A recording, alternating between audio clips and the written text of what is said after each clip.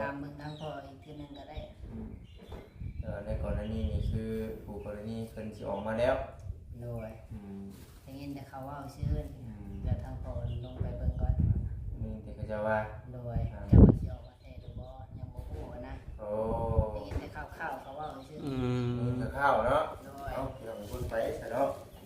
ก่อนสิออกก่อนสิว่าก็ผู้แลเนาะให้มันเคลียร์กันถูกต้องครั้งแน่เนาะโดยมันจึงว่ากันพี่น้องเอ้ยนะแต่ว่าเพิ่นสิเอาออกมาก็น่าสิเอาไปเคลียร์ทั้งสองฝ่ายมันต้องแน่นั่นไหนเนาะขออนุญาตนำน้องเบิ่งดูไอ้เบิ่งแผลดูบัดนึงดูใครๆเนี่ยบ่เบิ่งน้องขออนุญาตเด้อเอาออกแล้วบ่ให้ยิ้มเลยนี่ดิพี่น้องเอ้ยนี่ดิออกแล้วนี่เนาะนี่ยังมีเครื่องอยู่บ่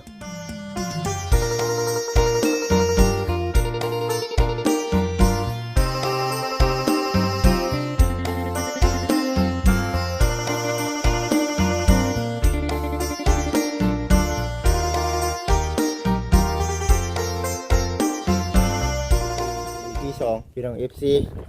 ทางพ่อครัวเฮากำลังเฮ็ดกินเนาะเอาสบายดีเชื่อน้องเอ้ยสบายดีกะว่าประมาณจักมื้อก็นี่ให้น้องเฮาประมาณ3-4 มื้อนี่แหละบ่ยังช้าเนาะบ่ยังช้าเฮาคือประมาณ3-4 มื้อต้มน้ำเฮ็ดคงกินบ่ลูกคนเป็ดเมนูเป็ดมานี่เอาขออนุญาตนำน้องเบิ่งดูไอ้เบิ่งแผลดูบัดนึงดูใครๆเนี่ยบ่เบิ่งน้องขออนุญาตเด้อเอาออกแล้วบ่ให้ยิ้มเลยนี่ดิพี่น้องเอ้ยนี่ดิออกแล้วนี่เนาะนี่ยังมีเครื่องอยู่บ่เล็กๆน้อยๆเนาะแต่ว่าเฮาอาบน้ำสระได้แล้วดิยังบ่ทันสระเนาะอาบอยู่แต่ว่าบ่ได้ค่อยให้มันถึกเนาะ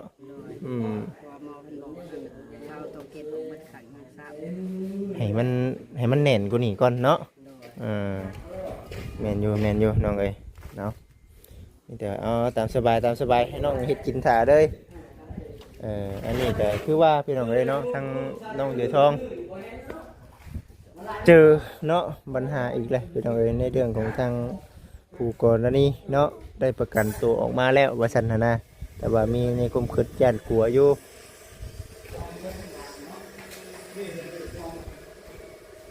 คือว่าเฮ็ดจังได๋ซะพี่น้องเอ้ยเนาะเฮ็ดจังได๋มันเรื่องมันสิเกิดก็ต้องเกิดสร้างแก้วเพิ่นบ่อันนั้นเนาะพี่น้อง FC สร้างแก้วเพิ่นบ่อยู่เด้อน้องพลอยยังบ่ได้มาบ่เพิ่นเฮ็ดงานหนึงก็น้องน่ะคืออยู่เฮือนน่ะบ่งานนั้นน่ะนะมัดแขนบ่ตึมๆตั้มบ่จิตเองก็จนอดน้ำอดในย้อนเนาะพ่อเฒ่าน้องเสือทองบ่ไปชงน้ำพี่น้องเอ้ยอยู่บ้านก็เจ้าท่าแต่น้ำเพิ่นนั่นแหละค่ะคือว่าเนาะ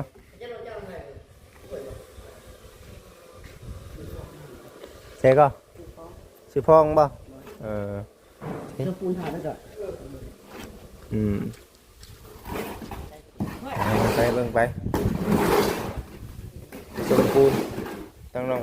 จอยจักเทื่อแล้วน้องเมื่อนี้ไปชมพูนเฮาจักรอบแล้วสองเทื่อนี่เนาะสอบแรกเฮ็ดไปเนาะชามน้องถือทองเฮ็ดกินแล้วใครหรอกวันโมเมนต์อยู่เทิงหลังคามันบ่ค่อยฮ้อนปานใดเข้ามาในนี่คือว่าเย็นอยู่แล้วเนาะบัดนอกบัดฮ้อนบ่วันไว้ดิเมื่อวานนี่เนาะโอเคน้องโอเคเนาะไปสัน FC ทุกท่านเดี๋ยวสิไปอัปเดตเบิ่งทางบ้านน้องถือทองเนาะไปเบิ่งบ่ยังมาบ่มาหึงเนาะยังมาบ่ไปเฮ็ดไปฮอดขั้นตอนใดแล้วนี่ว่าซั่นน่ะนะ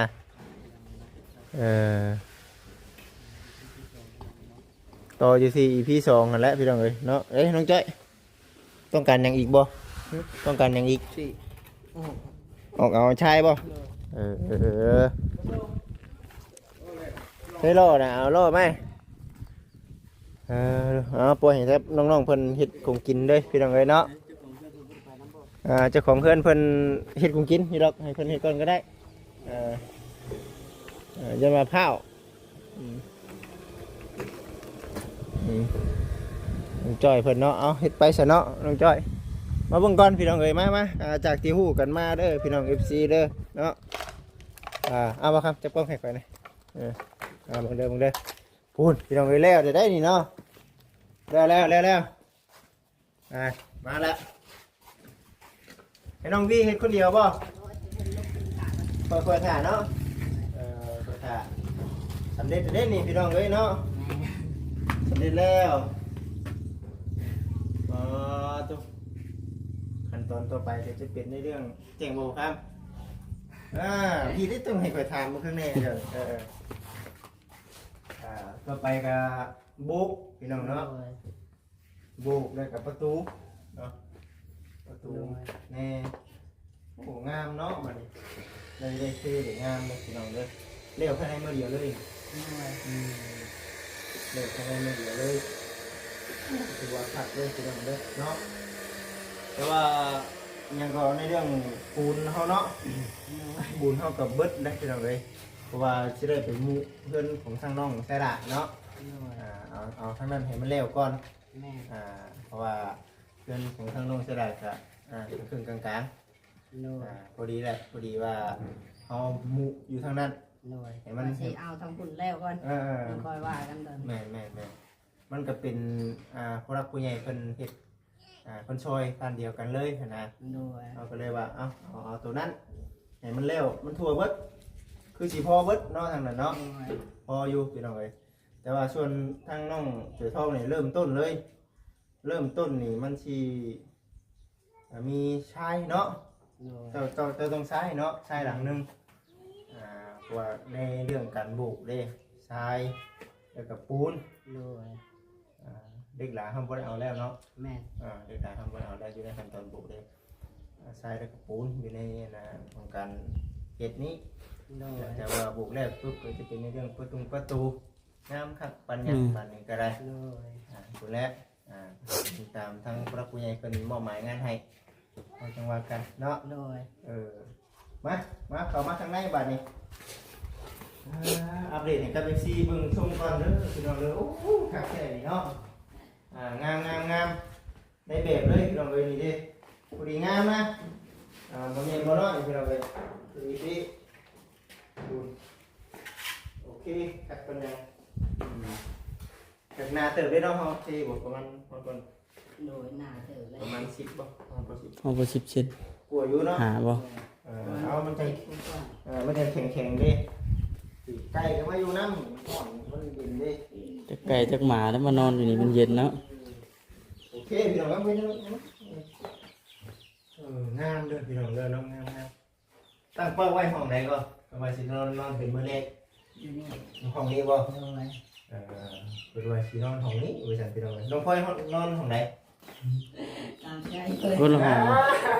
บางคนห้องมาให้ได้เนาะผัวกับเมียเนาะนอนต้องกันแล้วอาจารย์จะไปตามใจเนาะจะนอนยังห้องเป็นตาบ่อาจารย์คืออะไรเนาะไม่ยอมคนจะร้องเลยคือนอนต้องกันนี่แหละตอบสิกูจะอะไรเนาะงามตัวคักเนาะเย็นๆแล้วนี่เนาะหยุดพัดเข้ามาแล้วคืออะไรทั้งเป็นแม่คนก็ดีใจเนาะคนเห็นอยู่ในกันตอนของการน้องๆประเทศน้องฉลาดไทยอยู่เลยไม่เคยเป็นน้องๆเลยเพิ่นก็ได้สู่ไทยคิดตอนนั้นแต่แม่คนได้เบิ่งคลิปว่าที่เห็นเลยจ้ะเนาะเจอที่ก็ว่าเพิ่นก็ค่าเบี้ยเฮ็ดกับ2-3คนบ่มีเวลาจับกล้องครับมีเวลาจับกล้องเนาะด้วยว่าทางน้องแบบจะเฮ็ดบ่ได้อย่างนะเฮ็ดไปเนาะคอยเฮ็ดไปเฮ็ดตัวที่เฮาเฮ็ดได้แหละอยู่ในระดับ40พุ่นจักนี่เนาะโหยันประมาณนั้นแหละ40กระสอบพุ่นจากที่บ่คิดเบิ่งนี่แหละ40กระสอบบาดนี้ไซส์อันนึงเนาะนี่คือเริ่มต้นก่อนโอ้คนจะได้เห็นจังหวะการเคลื่อนนี่เนาะ40สอบมาก็ถือว่าโอเคอยู่แล้วเดี๋ยวไป มานั่งบ่ แล้วเขายังชีล่างอยู่ได้ นี่ เนาะ นั่งอยู่นั่งก็ได้มันร้อน พ่อเลยนะ นี่เซิงนี่ลมเย็น นั่นบ่เลยบ่ดิ โอ้ยสวัสดี ปูสาดนั่งก่อนนะเฮียงเลยเนาะ เอาฝากเวลาเรียกนะครับปูอยู่คอยคนมาปูนั่ง ปูตั้งนั่งเย็นเนาะ โดย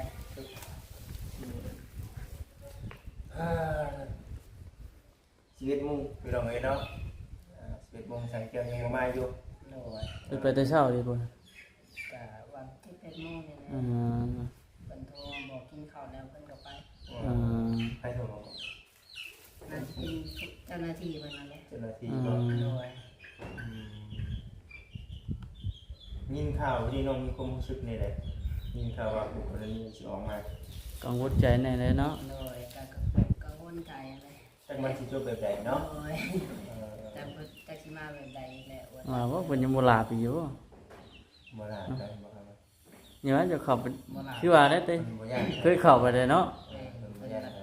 เขาว่ารุ่นน้อยทำการครับพอใคร ไม่ได้อันรุ่นอ้ายบ่นี่นะ โดยเอาลูกเอาเมียมาแล้ว เ สาวปลายเลยสาวหกหนึ่ง เข้า ที่ เข้า เข้า30 7เข้า8เลยติ โดย ใจ คนห ให นึ ญ่ งก็30คนจำเป็นทำกันเก่าๆจ่อย ก็ถามว่าย่านบ่มันก็ย่านอยู่ได้พี่น้องเอ้ยเนาะออกมาแล้วก็แล้วไปกันว่าเพิ่นบ่เฮ็ดหยังก็ถือว่าจบไปเนาะแต่ว่าเฮาก็ยังบ่จักหรอกว่ามันสิ เป็นจังได เนาะ เนาะ สิเคลียร์กันแนวใดเนาะเราฟังเบิ่ง ตามเบิ่ง เรา ยัง ฟัง บ่ เบิ่ ฮู้ ง ดอกกันตาตามเบิ่งทางพ่ออีกทีนึงก็ได้ ในกรณีนี้คือผู้กรณีเพิ่นสิออกมาแล้ว โดย อืม ได้ยินแต่เขาว่าชื่อเดี๋ยวทางพ่อลงไปเบิ่งก่อน นี่เด็กก็จะว่า โดยจะมาสิออกมาแท้หรือบ่ยังบ่ฮู้นะ โอ้ ได้ยินแต่ข่าวๆเขาว่าชื่อ อื นี่ ม ก็ข้าวเนาะ โดย เอาเดี๋ยวพูดไปซะเนาะก่อนสิออกก่อนสิว่าก็พูดแล้วเนาะให้มันเคลียร์กันถูกต้องครั้งแน่เนาะ โดย มันจึงว่ากันโดยที่นะเนาะ ถ้าว่าเพิ่นสิเอาออกมาก็น่าสิเอาไปเคลียร์ทั้งสองฝ่ายแหละ มันต้องในนั้นไหนเนาะ โดย ต้องเคลียร์กันให้เข้าใจเนาะตกลงกันแล้วเจ้าว่านั่นนึงข่อยก็ว่าตามนั่นนี่จบแล้วต่อกันแบบนี้เนาะมันจังปลอดภัยทั้งสองกรรมสองฝ่ายเนาะ โดย แม่นสิว่าผู้นั้นก็คิดอยู่แล้วผู้นั้นก็ทางนั้นออกมานี่ก็ยันเขาเอาคืนเด้คือเดี๋ยวนี้เนาะ โดย เรื่องที่ว่าออกมาแล้วก็ยันมาซ้ำอีกเด้ว่าซั่นนะเอาคืนไปนี้ โดย มันต้องได้ขึ้นเบิ้ลนั่นแหละแต่ละพาย มันนี่ก็ได้ว่าคันว่าออกมาดีเนี่ยคือต้องได้ไปเคลียร์กันทั้งสองกรรมสองฝ่ายให้มันเข้าใจกันคักเนาะ โดย เอาเดี๋ยวจบแล้วก็จบไปสิเนาะขอให้มัน วิดพ้นเนาะวิดพ้นไปด้วยดี ขอให้มันพ้นไปด้วยดีบ่จิตคือว่าเนี่ยบอกว่าสร้างได้มาสิกระย่านเพื่อนได้ เดี๋ยว พี่น้องเอ้ยเนาะ มาประจำนี่เทียบไปเทียบมาฉัน เดี๋ยว ติ ไปสิว่าคือมาหาเรื่อยแท้นี่ฉันนะย่านคือกันได้เหมือนว่าย่านแต่น้องๆคนใดมีแต่ว่าคุยกันคักแน่เนาะเข้าใจกันกับเจือ โดย ต่างคนต่างบ่มีเรื่อง แม่ บ่กับจิตบ่กล้าเข้ามาอีกเนาะคนดีอยู่ปุงอยู่ป่าแฮงแล้วเนาะ คนบ้านนี่เบิ่ง นะวันที่ใกล้นี่ อยู่ใกล้ ไปทางเขาเมืองนี่ แม่น คิดว่าอยู่ทางพี่ใช่แล้ว บ่ได้ อยู่พุ่นเถอะเนาะ บ้านที่ใกล้กัน บ้านเรือผู้นึงแล้วก็บ้านผู้นึง แต่บัดนี้เนาะคือ หมู่จะเพิ่นละลายดอก ในเรื่องของทางแบบที่ได้ยินคร่าวๆบ่เนี่ย โดย ได้ยินคร่าวๆว่าคันว่าออกมาแล้วสิพ้องครับ โดยได้ยินคร่าวๆซื่อได้ยินทาง ยังบ่มั่นใจปานใดเนาะ พ่อเพิ่นเว้าดอก พ่อแม่เขาว่า โดย เออ แจ้งทางนี้ ข่อยสิพ้องกับเนาะ โดย พ้องกับในเรื่องแบบว่าสิเอาคืน แม่ แต่ว่า คืนบัด เพิ่นเว้าแล้วมันบ่แม่นปืนจริง โดย มันบ่แม่นปืนจริงเด้ว่าซั่นพี่น้องปืนมันเป็นปืนปลอมเนาะมัน เจอปืนน่ะเห็นอยู่บ่ ก็เห็นอยู่ บ่ผู้เที่ยวตอนเพิ่นจับหั่นนะ จังว่าก็ ยัง เจ้า บ่ฮู้เด้ เออ เพราะว่าเพิ่นเอาจับเด้ เออ บ่ได้เห็นนะ เจ้าหน้าที่เพิ่นเอาไป ไปได้เนาะ เขาก็เขาก็ไปทิมไปยังเขาไปเชื่องเชื่อแต่เขาได้เนาะ จังว่าตัวนี้ยังบ่ขอว่าตัวนี้เนาะ โดย มีแต่ว่าจากที่เฮานี่เฮาฮู้คร่าวๆว่าเฮาเอาปืนปลอมมายิงใส่เชื้อ เอาไปยิงกูขึ้นเนาะ มายิงคู่นี่แหละยิงสางแก้วเนาะ ยิงสางแก้วยิงคนที่ไปนำนั่นแหละ เออแต่มันก็ผิดเลยพี่น้องเอ้ยเนาะบ่คิดว่าผิดเด้ไปเนาะ นิดเนี่ยพอเนี่ยก็ได้ ปืนปลอมก็บ่ได้เด้มันเอามาจี้ใส่กันแบบนี้นะคนมันกำลังตกใจเนาะ โดย คุณกำลังบาดเจ็บสาหัสเนาะมาดัดยิงกันตอนกลับนี่ก็โอ้คน กลายเป็นจุกในโถงมาเลยโย จะสิเป็นอย่างไรเนาะ แม่เลย อยู่ในสถานการณ์ตอนนั้นเช็ดตายวันนี้ก็คักตรงสันไหนคืออันนี้ ยิงปืนปลอมเยอะทางนี้มีอะไรก็จะจิจบยิงอะไรเลย เอาดีเลยเนาะ โดยได้กับขมังเลยครับกันเฮาบ่ยิงเขาสิยิงเฮาเลยครับ ต้องไปขึ้นเห็นจุดนี้พร้อมได้ไม่ใช่ว่าเอ้าข่อยมีปืนปลอมนี่ข่อยสิยิงคู่เจ้านี่บางเทื่อบางทีว่าขออนุญาตนำเฮามีแบบนี้เนาะ ส่งเฮามีมัน เอาก็ได้ญาติเนาะ เยอะต่างคนต่างกัน มันสิเป็นอย่างนั้นได้ ทาง เนาะ นี้มันเป็นปืนปลอมแตกซื่อๆมันเป็นยังแบบนั้นนะ สมมุติเนาะสมมุติว่าเฮามีของจริงได้ซั่น ของจริงทางนี้ยิงเลยแล้ว แม่เขาก็เอามาใช่เขาก็ป้องกันตัวเขาป้องกันตัวตัวนี้ที่เขาก็บ่ได้ยิงไผได้เขามีไว้ป้องกันตัวเขาไว้ซื้อ ตัวมันสิไปเอาเงินไปมั่วซั่ว สมมุติ ใส่เวลาจำเป็น สมมุติได้ซื้อเด้อพี่น้องเด้อเนาะโยบ่จิตกับคนนึงเนาะสมมุติว่าบ่จิตนี้เนาะแต่ว่ามีคนมาจี้ใส่นี่ มาลัดจี้คนยังเนาะโย่บ่ยอม จิต แล้ว ก็เอาคืนแล้วยิงก่อนแล้วเนาะ ปืนปลอมยิงมันแตกปืนปลอมโย่มีแถว เขาสิขึ้นในนั้นได้พี่น้องเนาะ ของ เพราะฉะนั้นนะอย่าเอาของปลอมไปคู่ผู้ใดระวังเนาะ น้อย ระวังในอันตรายดีกันแม่นอยู่เขาคิดให้เขาตกใจบัดเขาตกใจดีเขาเอาขึ้นบัดดับเองได้เนาะดับเองก็มีได้สิแหละเนาะกับเฮ็ดเนี่ยมันบ่ดีเนี่ยมันมีเรื่องนั่นหรอกพี่น้องเอ้ยเนาะแค่ในแต่ว่าต่างคนต่างปัจจุบันนี้น่ะเด้อเนาะในความคิดของบ่จิตปัจจุบันนี้น่ะคือว่าเนี่ยมันเบิดแล้วเนาะมันแข่งกันมันโมเมนต์แข่งกันแข่งเรื่องตีเรื่องขาดกันนะ กี่มีดีตะกี้เนาะ มันแข่งกันหาเงินหาค่ำคุณเดี๋ยวนี้นะเนาะตัวนี้เด้อเนาะสิ่งที่สำคัญเนาะแข่งกันหาเงินหาค่ำใช้เลี้ยงครอบเลี้ยงครัวให้พ่อให้แม่อันนี้คือคนเห็นคนชากับป้าตุ๊กเนาะลูกเราหาเงินหาค่ำให้พ่อให้แม่ให้เดือนเดือนชันเลี้ยงครอบเลี้ยงครัวเก่งดีหาเงินเก่งดีว่าซั่นน่ะพี่น้องเนาะอยากให้คนย่อมแบบนั้นหลายกว่าว่าแบบนี้น่ะคนเว้าในทางที่ว่าแม่นอยู่เจ้าเก่งในเรื่องที่ปัญหาแต่ว่ามันมีความเสียหายในเรื่องเฮ็ดให้ครอบครัวตัวเองเดือดร้อนไปซื้อ น้อย ถึงนอนก็แม่นถึงเขาก็แม่น เนาะถือไปเขาบ่ดีนะ ตัวนี้ก็นับไปเรื่องที่กำลังคึกขนองเนาะพี่น้องเนาะบอกน้องไว้พร้อมคือกันเนาะอันนี้ก็บ่แม่นว่าแต่ภายนั้นอย่างเดียวแต่ว่าคือไอ้ว่าเนี่ยมันเบิดยามแล้วเรื่องจริงแค่กันมีแต่ว่าแข่งกันหาเงินหาคำพุ่นตั้งจิตตั้งใจหาเงินหาคำทางน้องๆเองก็คือว่ามีครอบมีครัวเด้เนาะลูกเมียที่อยู่ลำไทยถึกจับถึกมัดไปขึ้นไปสั้นแล้วเนาะตัวนี้กันมีแต่ว่ารอพังเมืองทางสังแก้วว่าสิจบแบบใดสิเคลียร์แบบใด